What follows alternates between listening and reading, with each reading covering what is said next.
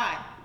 How y'all doing? It's not often that I get to come into a room of educators who are excited and engaged and actually talking real about issues I believe in, so I'm just very excited. How you guys doing today? Good. I'm an auditory and visual learner, so if you don't respond back to me, I won't get it, and it's all about me, right? As an educator, you know. I got a chance to speak at the ACOE conference on bullying last year, and they asked me to share the poem that I shared last year with the larger group, so that's where I'll begin, if that's okay with you. I teach now, 7th and 8th grade. My students tell me I'm old. Last week one said, "Miss, stop playing. You know your first music class was rubbing two stones together." No, children. I was your age in the yesteryear of 1997. It was the year after Tupac died. Busta Rhymes had just gone solo. Jay-Z was on album number 2 and Beyonce hadn't come out yet. That's how old I am. Fresh off a debate about a language in classrooms and teacher strike that made history, I relocated from my West Oakland magnet school, Cole, which had been struggling to keep a math and science teacher on payroll. I went to Montera Junior High, when Oakland still had junior high, 7, 8, 9. It was also the first year that the district started making students in lower secondary wear uniforms, a way of streamlining standards so everyone could focus on, learning. Red or white or blue polo, blue or khaki pants, blue or khaki shirts, knee length, hard-soled or rubber shoe. My mother read the parameters of the uniform policy and purchased a wide variety of permutations, even a cute pleated number for the days I wished to be fly at my old school, Cole, in the uniform fit I fit into. At Montera, my first visit to a Hills public school, I was the clear outlier. No one, not even my stepsister, who wore whatever the hell she felt like, was in the outfit. Already awkward in my body, pimply in my face, newly shaky in my voice, I drew a large winter coat around my body. No matter the temperature of the day, I became instantly a dweeb, a nerd, a dork, an outcast, head of the yearbook team, captain of the mathletes, oratory team, fest, captain, no perm, no short skirts, no slide kisses with cute boys in wood shop. I ate lunch alone. My stepsister, having ditched her uniform, was one of the popular girls, 20 or so fashionistas and their boyfriends in Gap anoraks, Shaquille O'Neal Sportswell, Latrell Sprewells, at the top of the junior high school food chain. They berated me incessantly, threw things when I entered the room, spoke under their breaths about my hair while I solved problems at the chalkboard, stopped speaking when I boarded the bus with my play cousin, and worse even, sometimes they struck up conversation over weeks, made me feel special and pretty, only to go back to the group with more fodder to use against me. It was 1997, before we had language for this or policy against this sort of low-minded group thought. It was 97, before Facebook, or the commonality of cell phones.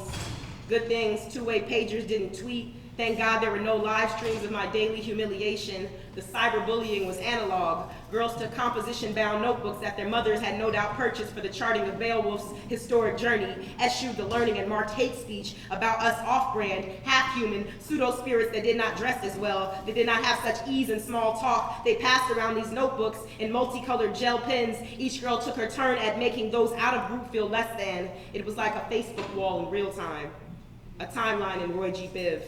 The day the tallest, prettiest, best-liked cheerleader in the making passed me a page from her book with all the things the rest of the school hated about me, I took to carrying matches in my pocket just to feel fire somewhere other than in my chest. The day they found out that the kid I'd been calling my play cousin since I'd known him since birth and went to his house after school till my dad could pick me up. The day they found out we weren't related and we were just unsupervised for an hour just before the day turned to dusk, I went instantly from mousy, archetypical, awkward kid to school slut. People wrote things about me in notebooks at 28, people wrote things about me in notebooks that at 28 I'm still not sure are possible. Invented positions that I took, undressed me with their eyes, and eventually yanked my security blanket of a winter coat away from me. I hated spiral-bound notebooks, composition notebooks, sketchbooks, flip pads, all implements of war. I hated school, I loved learning, but loathed the time there. I teetered awful close to the edge, thought about the matches in my pocket, the knives in the kitchen, the tallest points of building, the sharpest edge of wood shop tools. I almost didn't make it. I graduated in 98 with the highest honors and the lowest self-esteem. I spoke at our graduation about platitudes, numb to the occasion. I could not wait to get away.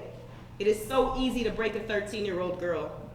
I started school in a brand new district, in a new city for my freshman year of high school. I didn't grow breasts over the summer or find any new hope, but as a ninth grader with a pocket full of venom and a sincere death wish, I met an organization that gave me a pen and light and safe space to write and equalize this playing field of my body, caught me just before the ledge and open space. I wrote poems like this one, better, probably. I found myself in the company of brains, of soul, of other students who simply did not belong elsewhere, and we made art till the streetlights came on. It was 1999, and they kept telling us that the millennium would change us. It did. It does, as they say, get better. But I wonder which of the other kids in the other schools were missed, which of us got pushed so far she snapped and never came back, who was called ho so much she became ho, who was taught death so much she became so. I don't know what it is that will save everyone, but I'm telling you, a poem saved me, gave me purpose and meaning, and 2 degrees. I teach now. My students make fun of how old I am.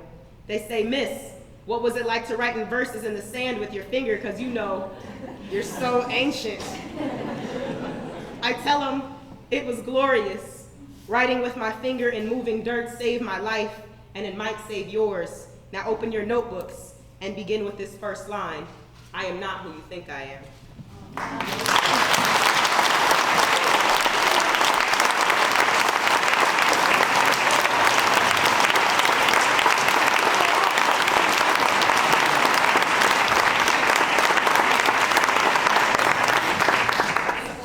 Thank you. I have 2 more poems. So I teach at Oakland Technical in Miss Katie Bailey's classroom. She's one of the best educators ever. I'm going to nominate her for a hoodie this year. If you don't know what a hoodie is, you should probably get on that as well. Steve Harvey gives out awards for educators. It's kind of cool. I teach at Downtown High School in San Francisco, and Downtown High School is a really special scenario. They take students who've been failed from every other system in the Bay Area, and it's sort of a last chance catch-all. And my students there are fantastic, but don't believe it to be so. And I wrote this poem for them on our last day of class.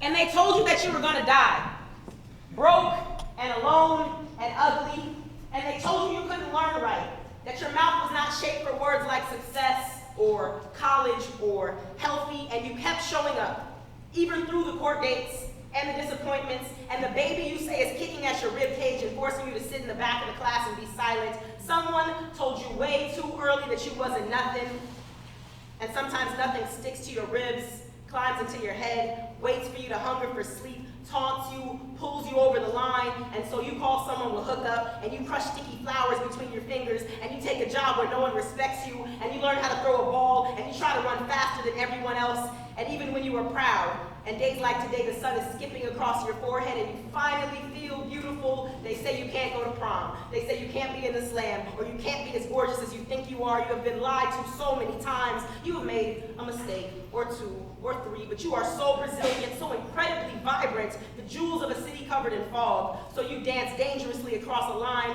should have never been in the first place. And you remember your first date before you had to make an appointment and clean out your pockets and wait in line to tell your love that they are still with you. And I think of you when I'm with my other students. And let's be honest, you are the bravest, the hardest, the most scarred, the least scared, and thus my favorite, the rough made smooth, the innocent and still trying, the first laugh after a long day. You are survivors of homicides and poverty and La Migra and the ratchets and the wick lines and the low jeans and the high art and the songs that you sung that never loved you back and the white rock and the black night and the pipe hot and the past heights and being stuck and not knowing what to write and not giving a You are victors of streets that have told you your entire life that you could never amount to anything. But I have counted, and you are more than you expect. You are the best thing I have done with my day, my week, my month, my year, my words inadequate in the light of your tenacity. Do you know what that means, tenacity? It means I have seen you getting up, pushing away from the mat, socking your discontent square in the eye. You are not afraid of blood, of breaking a few eggs for the sake of an omelet, of scratching a few heads for the sake of knowledge. I have seen you with a pocket full of drama, comma, trauma, comma, college, taunting. Holler if you feel me as I feel you in my sleep when I am dreaming you in your next lives,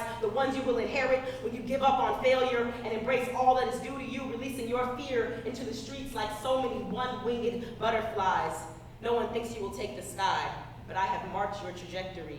I have seen the way you scour the clouds. I have noted the way you keep on coming back, the way heartbreak does not deter you, the way you are parenting yourself and your parents and your children, and you children are the teachers I've been waiting for, patient with yourself, decent to each other, and regardless of what they've told you, you are better than they believe you to be. You are better than you believe me. You are feasting on a system that bested on your dreams. You are feasting on a legend and inspiring me, class after class, poem after poem, page after page, sheet after sheet. So I won't say goodbye. I'll say see you next week. So